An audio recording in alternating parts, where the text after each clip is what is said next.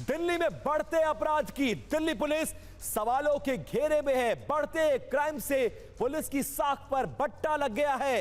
24 घंटे से भी कम वक्त में 3 वारदातों ने आम लोगों के मन में दहशत पैदा कर दी है। दिल्ली के सिविल लाइंस इलाके में एक वकील पर फायरिंग की गई।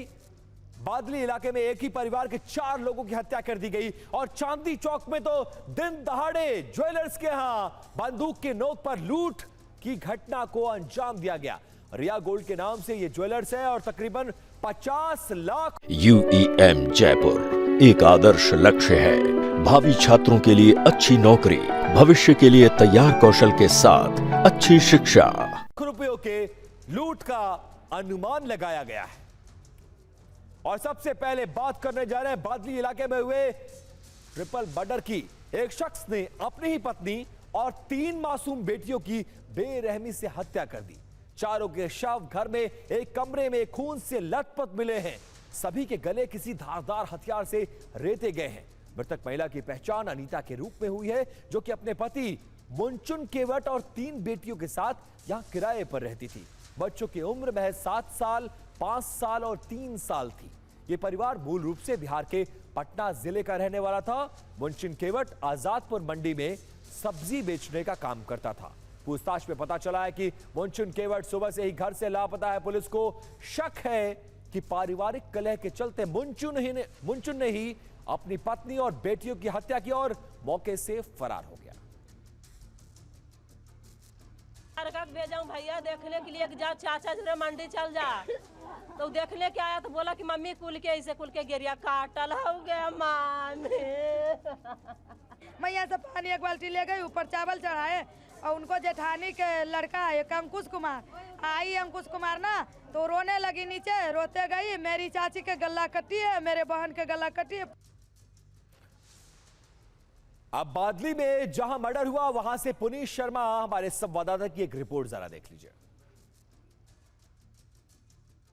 जो जांच चल रही है उसमें अभी तक शक पति पर ही है, क्योंकि पति मुनचुन का कोई पता नहीं चल रहा है। पटना के रहने वाले लोग हैं, लेकिन जिस तरीके से इस चंदन पार्क इलाके में एक ही परिवार के मां और उसकी 3 बच्चियों की लाश मिली है, गला काटकर हत्या की गई है, उससे इलाके में सनसनी फैल गई। आप देख सकते हैं कि जबरदस्त भीड़ है। इस पूरे इलाके में जो लोग हैं वो लोग गली में इकट्ठा हो गए हैं और किसी बात को इस बात का भरोसा नहीं हो रहा कि किस तरीके से निर्दयता से इन चारों लोगों की हत्या की गई है। फिलहाल पुलिस मौके पर मौजूद है। फॉरेंसिक की टीम को बुलाया गया है।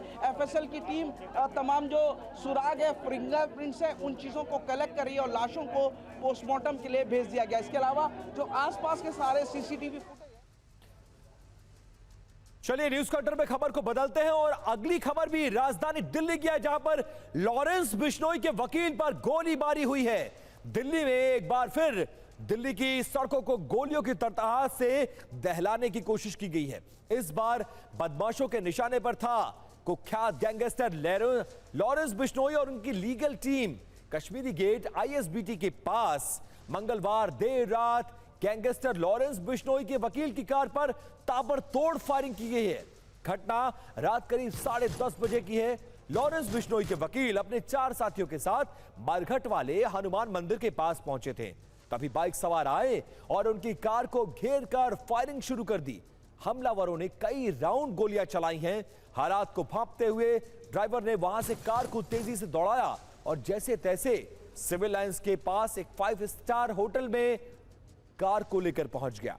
लॉरेंस बिश्नोई के वकील की कार पर फायरिंग में वकील दीपक खत्री तो बाल बाल बच गए, लेकिन कार की पिछली सीट पर बैठे एक शख्स को गोली लगी है। उसे गंभीर हालत में अस्पताल में भर्ती कराया गया है। और जितेंद्र भाटी हमारे संवाददाता मौके पर पहुंचे, उनकी एक छोटी सी रिपोर्ट जरा देखिए।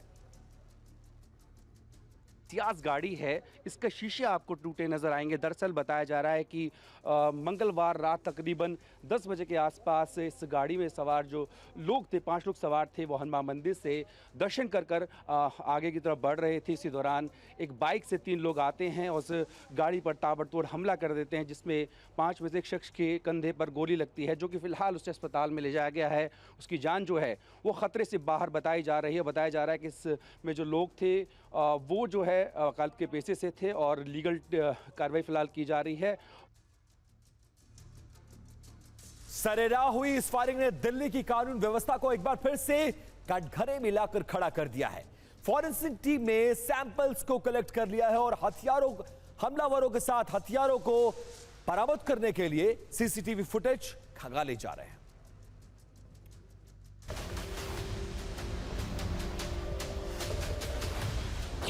निशाना आप हो सकते हैं। हाँ, निशाना तो मैं ही था। उनको मेरे से तकलीफ थी किसी को ना, मेरे से तकलीफ थी किसी को। कोई बात नहीं, मंदिर तो आएंगे, हर बार आएंगे, चाहे कितनी बार चला लेंगे। मुझे किसी ने ऐसे कोई धमकी मुझे नहीं पता, मुझे डाउट है, सबको पता ही है, बल्कि उसके साथ सारे केस देखता हूँ। गैंग कौन है मुझे नहीं पता, पर मुझे नहीं मालूम किसने चलाई है, तो अगर कोई पता लगेगा पुलिस ही बताएगी किसने चलाई है, मुझे नहीं पता। पीछे से डायगनल मारी गई, बीच में संदीप था, आगे वो बैठे थे। हो सकता है डायगनल उनको हिट करना। अभी देखो मैं तो कुछ कह नहीं सकता, तो पुलिस वाले ही बता सकते हैं, अधिकारी। जो प्रिलिमिनरी इंफॉर्मेशन है उसके हिसाब से एक स्कूटी पर 3 अज्ञात हमलावरों ने, उनमें से एक के पास वेपन था जिसने फायरिंग करी है। एक गोली इनके एक साथी हैं संदीप, जिनको शोल्डर पे एक गोली पियर्स कर गई है और he is safe, he is not in danger. और मामला दर्ज करके नॉर्थ डिस्ट्रिक्ट पुलिस इन्वेस्टिगेट कर रही है।